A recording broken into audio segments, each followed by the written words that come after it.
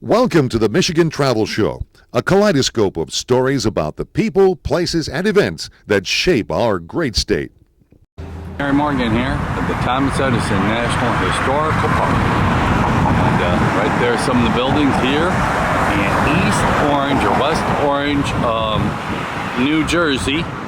There's some placards, laboratory complex right here on this main road. Oh, the parking lot is across the street. Okay. Well, I'll have to go check it and see what the situation turns into. Anyway, here is the building. His complex built in 1887. Everything is still intact here. In West Orange, there's the Thomas Edison Industries. It was something else. It's a businessman running an industrial empire. Built large with thousands, mass-produced his inventions for the public.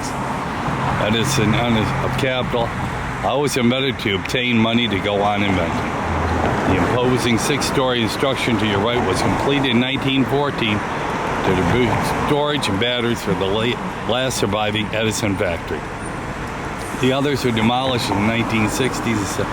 At his peak in 1918, 1920, employed about 10,000 workers. We are in the Edison National Historical Park. This is where Edison invented so many different products over the years. In the late 1800s to the early 1900s, and it was amazing. He had 200 people working at this factory, and this was a introductory film. Films was a part of his big, and this is one of the buildings. They renovated it. So anyway, we're gonna go out and check the buildings out here. Well, here we are in his factory area. Not all the buildings are here. They did demolish some of them. These were all built, many of them in the early 1900s. Of course, there's Thomas Edison holding his most famous invention, the light bulb. But like I said, he was not just an inventor, he was also a businessman, a variety of things, so kind of cool.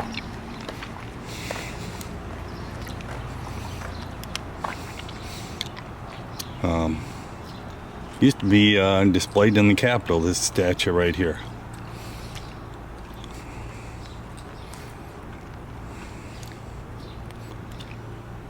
The man of the millennium. Don't be afraid. This is a bit of Edison, all of us. Don't be afraid to set it free. Pretty cool. Thomas Edison's West Orange Laboratory. This is in West Orange, New Jersey. He started his laboratory in Menlo Park, but it moved here to West Orange after that. And like I said, this is not all of the building, just some of them. Here was the main gate coming into it. It covered 2 city blocks in its day. Of course, many of the buildings have been torn down. We only have a few of them now. The water tower says Edison on it. Brick buildings, like I said, from the turn of the century. Kind of cool. It was more of an inbox. Letters, messages, telegrams, bills, receipts, newspaper clippings, job applications, stuff like that. Nothing exciting. And his wife, Mina Miller, who was the 7th of 11 children, which meant there were a lot of birthday parties in that family. And she went to a finishing school. And used everything imaginable on the planet at that time to make things. So it was supplies of everything, muckers.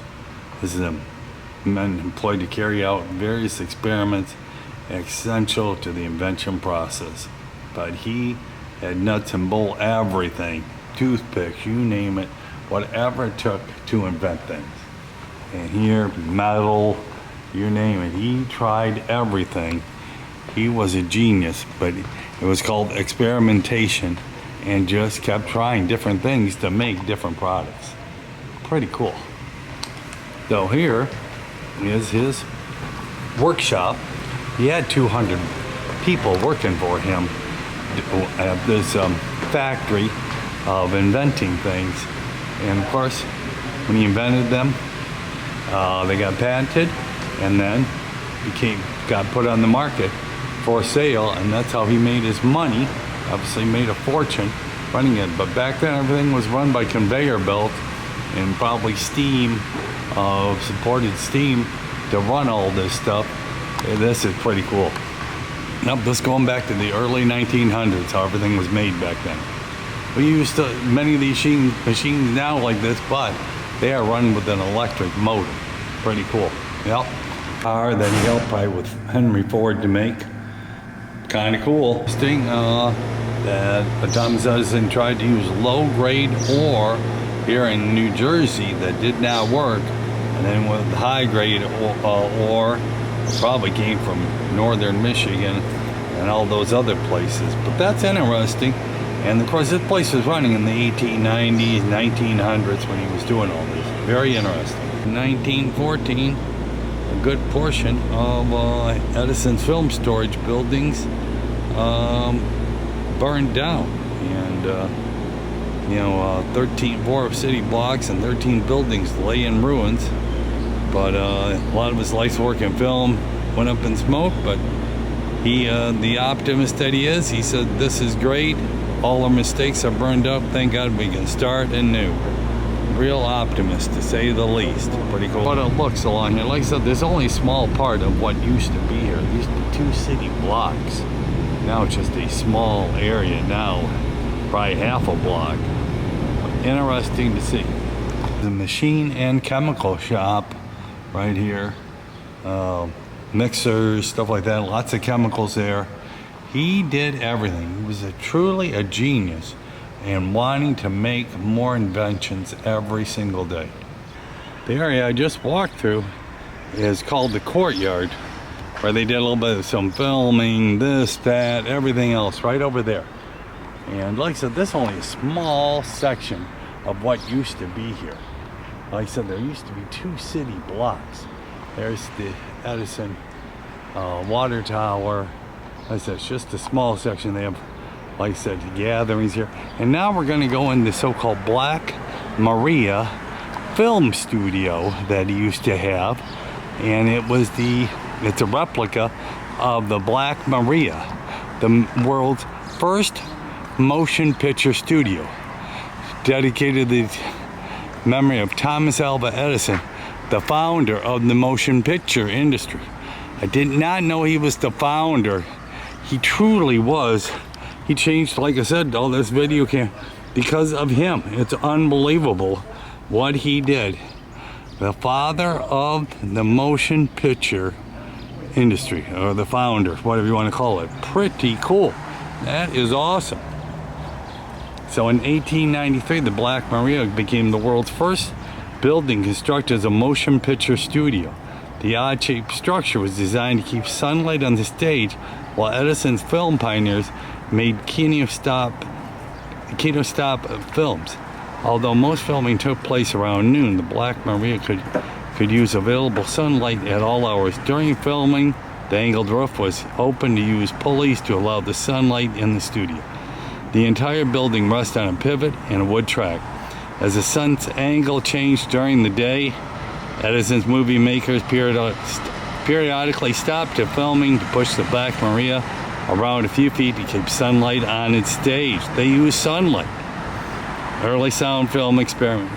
Chief motion pictures Dickinson plays a violin as 2 men dance. The kinetotype phone, a talking picture system introduced by Edison in 1912, proved unreliable and was soon abandoned. Practical sound films were not achieved until the late 1920s. And motion picture poses with assistance. The original Black Maria stood from 18 to 19 on a site near the water tower behind you. This replica was built in 1954. That is truly amazing. I did not know all that. So I gotta stop and visit the National Park Service running historical sites. This is pretty cool. There it is, right there. A replica built, and how they moved it around to keep sunlight to make the films. I just talked about the movie, and here's how they moved it. They had these wooden planks, and they just rolled it around to keep sunlight in it. That was ingenious. Really cool. Maria and Edison kinetoscope. Looking at it, Edison's latest, the kinetoscope, reproducing motion. Pretty cool. Edison kinetoscope. Pretty cool people, stuff they wore in the films. Backdrop, the Black Maria. And, you know, his idea started for an instrument that does the eye what the phonograph does for the ear, which recording reproduction of things in motion. First expressed in 1888. And by 1893, Edison's experiments designed a camera for taking moving picture, the kinetograph, and a device to exhibit them, the kinetoscope. The technical requirements of filming at the rate of 46 frames per second to reduce flicker required ample natural light because the existing 1889 photographic building provided insufficient light. William Dixon designed a revolving photographic building in the fall of 1892. Completed in February of 18, the building included features that allowed maximum exposure to sunlight, including a pivot that revolved around a wooden track and a roof that could be raised and lowered to expose the scenes filmed in. The staff nicknamed the studio the Black Maria because it resembled 19th century prison transport vehicles. An array of vaudeville performers flocked to the Black Maria to showcase their talents in front of the camera. These included well-known as Eugene Sandow, the strong, composed and Fluxus, Annabelle Whitford, performing the Butterfly and Serpent, and Spanish dancer Carmen Cito. The interior of the Black Maria also saw filming of acts from Buffalo Bill's Wild West, including sharpshooter Annie Oakley and Native American. By the late 18th, the Black Maria fell into use as the Edison's manufacturer shifted film production to other locations. The original Black, located near the present-day water tower, died. So anyway, pretty cool. Interesting thing, before West Orange, Thomas Edison was born in Milan, Ohio in 1847. But by age 4, he was selling candy and newspapers on the Grand Trunk Railroad, which ran from Port Huron to Detroit. Another Detroiter, he learned Morse code and telegraph from motion station master and later worked as a telegrapher through the Midwest. He settled briefly in Boston and worked there, set up some companies, never had a formal education. He did it all. And his first wife, he died and remarried 2 years later. Bought a house in Glenmount, but he did work in Detroit. That's interesting. Yeah.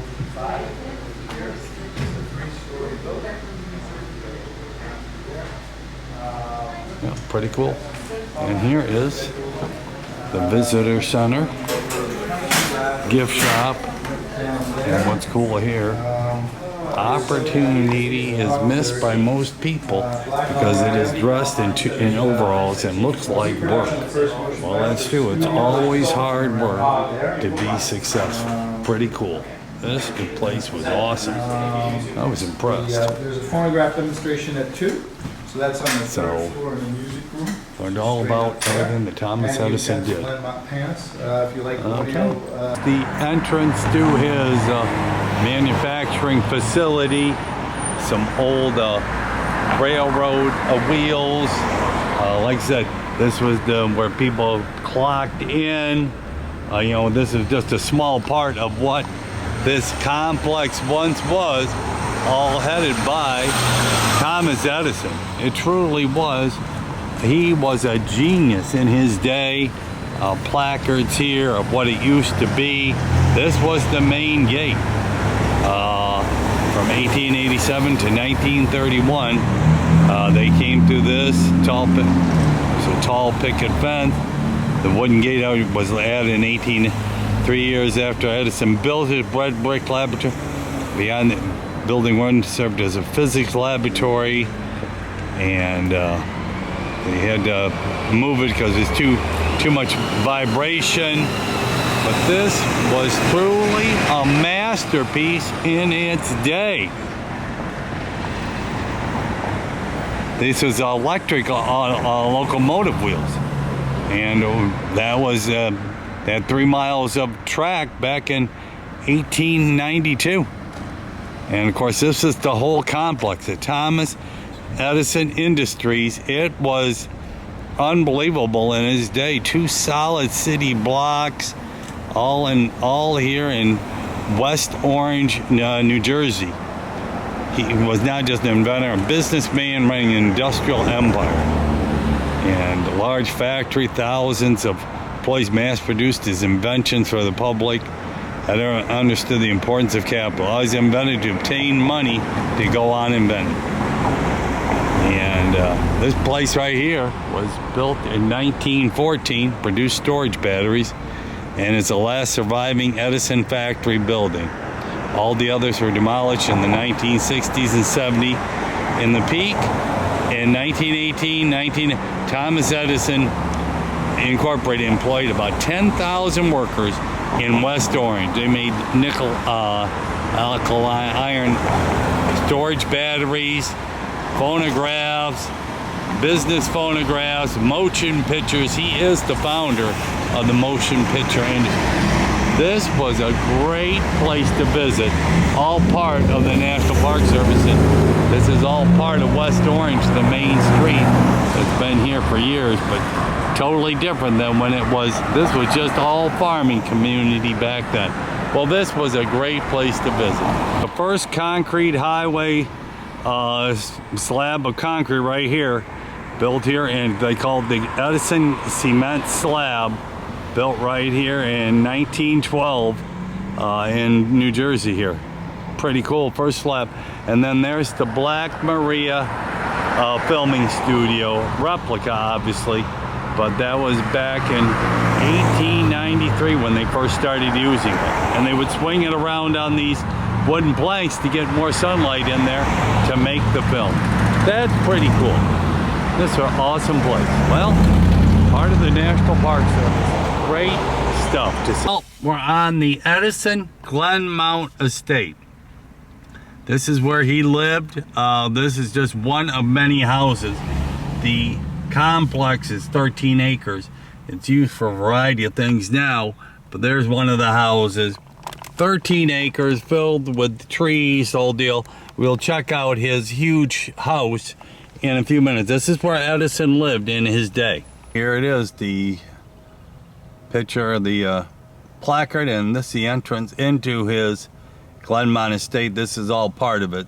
13 acres. I think they've sold off a little bit of property for different things, but all part of the Glenmount Estate that was Thomas Edison's home for 47 years. Another invention of Thomas Edison, a concrete house. He learned how to use concrete and made a complete house. You could put up a house in six days. This was one of their big garages. And inside here, there are some Model Ts, some electric cars. We can just peel in the window here. The museum is not completely open. He also had electric cars, gas, there they are, and they had a round table in the middle there where you could pull out each car and make it come out straight. So, of course, he had servants working for him. Pretty cool. He was a genius in his day. This is the front of the building. Like I said, this was just his garage for all of his vehicles. So, pretty cool. Yep, well, he had major ties to Detroit between Firestone and Henry Ford. He was in Detroit a lot, and he started his working career working on the train from Port Huron to Detroit after being born in Milan, Ohio. Pretty cool. Yep. And here's some of the ground, part of this 13-acre estate that he bought for $125,000 in 1887, give or take. Yep, so anyway, and the servants, the garage mechanics and stuff all slept up on the second floor.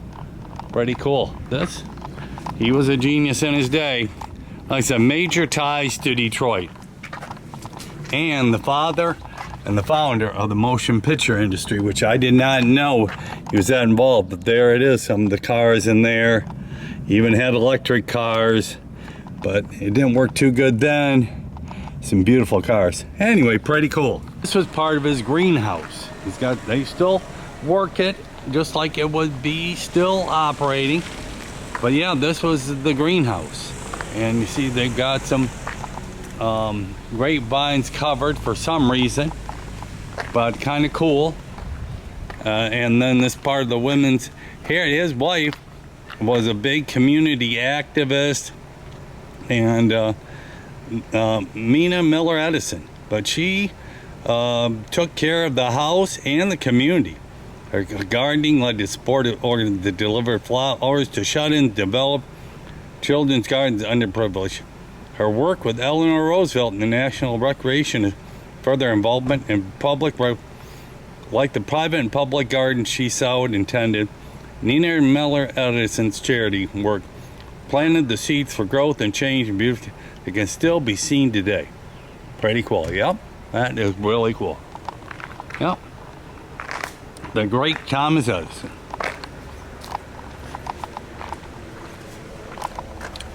I'm not open today, but they have other things open, like the main. This is the extra, and it's not open on Mondays and Tuesdays. But beautiful garden, beautiful grounds here. Absolutely spectacular. 13 acres of this. So this is Llewellyn Park.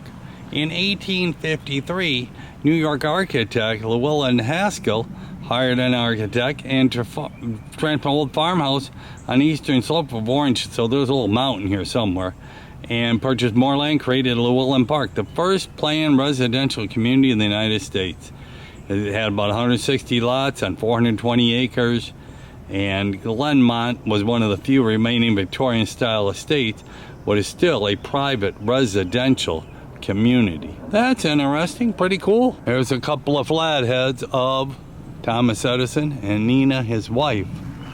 So, like I said, this whole huge area here, pretty cool.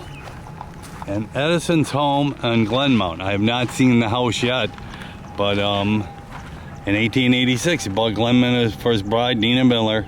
After the movie, said that the 23 Victorian mansion was a great deal, too nice for me, but isn't half nice enough for my little wife. The Edison, their children, often use the grounds for sports and games to entertain visitors. During your visit, take time to explore St. Glen. 13.5 acres to enjoy the estate that Thomas and Edison called for 44 years. We are here, so it's like right over there. Pretty cool. I just got to get a picture of it. You can't go in to, Monday, Tuesday. They're kind of closed. So, okay. Interesting. Cool. There it is, right over there. Excellent. Okay. Here are some gardens right around the Glenmont estate. And there it is. A 22-room Victorian mansion. Obviously, a lot of chimneys. Took a lot of wood and coal to keep this house warm in the wintertime, but now I'm sure it's heated with the most likely electric, because Thomas Edison was Mr. Electricity. But there it is right there.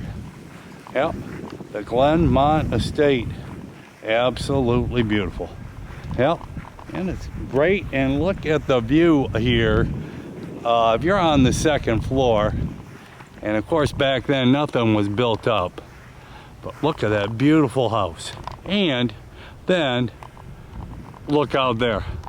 What a phenomenal view. And I'm sure those trees were not built up that much, so you could see the whole valley down there. This up on top of a big hill.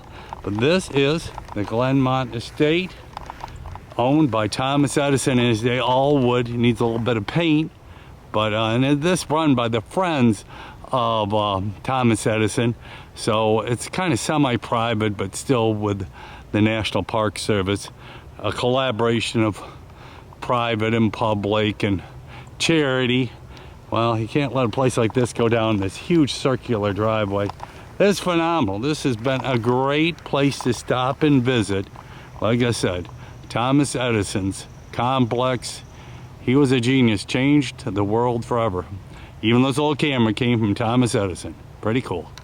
Here's the estate as I'm driving out of it. Beautiful tree lines, straight trees, streets. It is absolutely beautiful here. Yep, I can see why I bought this property and developed it. It's pretty cool. Yep. Well, Thomas Edison's home. Pretty cool.